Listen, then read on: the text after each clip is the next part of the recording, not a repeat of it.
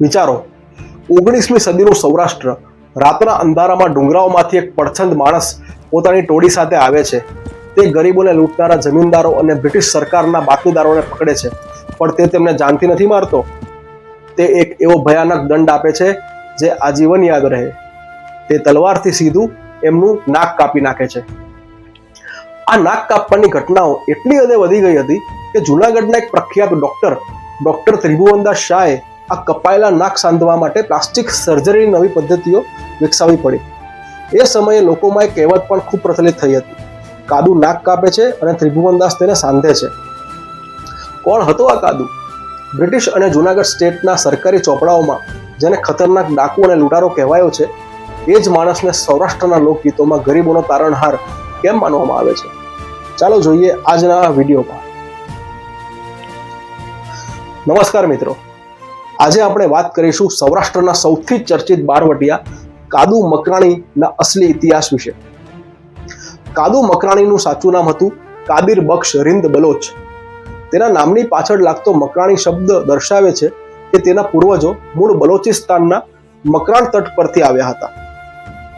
19મી સદીમાં સૌરાષ્ટ્રના રજવાડાઓ, ખાસ કરીને જૂનાગઢના નવાબ, આ શૂરવીર અને વફાદાર બલોચ યોદ્ધાઓને પોતાના રક્ષક અને સૈનિકો તરીકે નોકરી પર રાખતા હતા.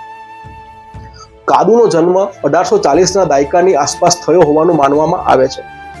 શરૂઆતમાં કાદુ પણ એક સામાન્ય અને વફાદાર નાગરિક જ હતો, પરંતુ આ સમય એવો હતો જ્યારે બ્રિટિશ ઈસ્ટ ઇન્ડિયા કંપની અને સ્થાનિક રજવાડાઓની નીતિઓ બદલાઈ રહી હતી. બ્રિટિશરોના દબાણ અને નવાબી શાસનના ભ્રષ્ટાચારોને કારણે સ્થાનિક ખેડૂતો અને મકરાણીઓ જેવા આદિવાસી સમુદાયોની જમીનો છીનવવા લાગી હતી. જ્યારે કાદુ અને તેના સમુદાય સાથે અન્યાય થયો, તેમની જમીનો પડાવી લેવામાં આવી અને રજૂઆતો સાંભળવામાં ન આવી, ત્યારે કાદુએ કાયદો પોતાના હાથમાં લીધો.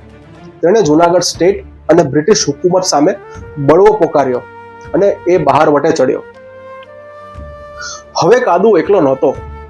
તેણે પોતાના જેવા અન્યાયનો ભોગ બનેલા મકરાણી યોદ્ધાઓની એક શક્તિશાળી ટોળી બનાવી. કાદુની લડવાની રીત ગેરિલા યુદ્ધ, જેને અંગ્રેજીમાં ગુરિલા વોરફેર કહીએ છીએ, એવી હતી. તે અમીર અને અત્યાચારી જમીનદારોને લૂંટતો અને એ સંપત્તિ ગરીબ ખેડૂતોમાં વેચી દેતો. આ જ કારણથી તે લોકોમાં ખૂબ જ ઝડપથી સોશિયલ બેન્ડિટ એટલે કે એક સામાજિક હીરો બની ગયો. બ્રિટિશ દસ્તાવેજો જેમ કે ગેઝેટિયર ઓફ ધ બોમ્બે પ્રેસિડેન્સી અને તે સમયના પોલીસ રિપોર્ટ્સ દર્શાવે છે કે 1884 થી 1887 વચ્ચે કાદુનો આતંક ચરમસીમાએ હતો. પણ કાદુની સૌથી પ્રખ્યાત અને ભયાનક સજા હતી બાતમીદારોના નાક કાપવા. જો કાદુને ખબર પડે કે કોઈ સ્થાનિક વ્યક્તિએ પોલીસને તેની બાતમી આપી છે, તો કાદુ તેને જાનથી મારવાને બદલે તેનું નાક કાપી લેતો. આ એક પ્રતિકાત્મક સજા હતી જે સમાજમાં અપમાન અને ડર બંને ઊભા કરતી હતી. આ કોઈ લોકવાયકા નથી, પણ ઐતિહાસિક સત્ય છે. 1889માં ડોક્ટર ત્રિભુવનદાસ શાહે લખેલા પુસ્તક અને ઇન્ડિયન મેડિકલ ગેઝેટના રિપોર્ટ મુજબ જૂનાગઢ હોસ્પિટલમાં એ સમયે નાક કપાયેલા 98 જેટલા દર્દીઓ આવ્યા હતા, જે કાદુ અને અન્ય બહારવટિયાઓની શિકાર બન્યા હતા. આ આંકડો બ્રિટિશરો માટે બહુ મોટી શરમની વાત હતી. કાદુનો વધતો પ્રભાવ જોઈને બ્રિટિશ સરકાર અને જૂનાગઢના નવાબ હલી ગયા હતા. કાદુને પકડવા માટે તે સમયે 1000 રૂપિયા રોકડા અને 20 એકર જમીનનું વિશાળ ઇનામ જાહેર કરવામાં આવ્યું હતું. આ ચારે તરફના ઘેરાવાને કારણે કાદુને સૌરાષ્ટ્ર છોડીને ભાગવું પડ્યું હતું. તે પોતાના વતન બલુચિસ્તાન જવા માટે રવાના થયો અને સિંધ, જે આજનું પાકિસ્તાન છે, સિંધના કરાચી શહેરમાં પહોંચ્યો. એપ્રિલ 1887 કાદુ પહોંચ્યો કરાચીના લિયારી વિસ્તારમાં. આ એ જ લિયારી જે અત્યારે પેલી લેટેસ્ટ બોલિવૂડ મૂવી ધુરંધરને લીધે બહુ ફેમસ થઈ ગયું છે. જો કે મૂવીવાળા ધુરંધરો તો હમણાં આવ્યા, પણ લિયારીનો અસલી ધુરંધર તો કાદુ હતો, જે છે 140 વર્ષ પહેલા ત્યાં પહોંચી ગયો હતો. લોકવાયકા અને અમુક દસ્તાવેજો મુજબ કાદુનો અંત કોઈ સીધી લડાઈમાં નહોતો થયો.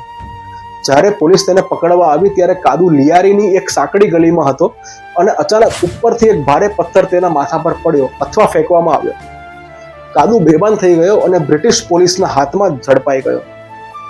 આ એ જ કાદુ હતો જેને પકડવા આખી બ્રિટિશ ફોજ થાકી ગઈ હતી. તેને લિયારીના એક પથ્થરે પકડી પાડ્યો.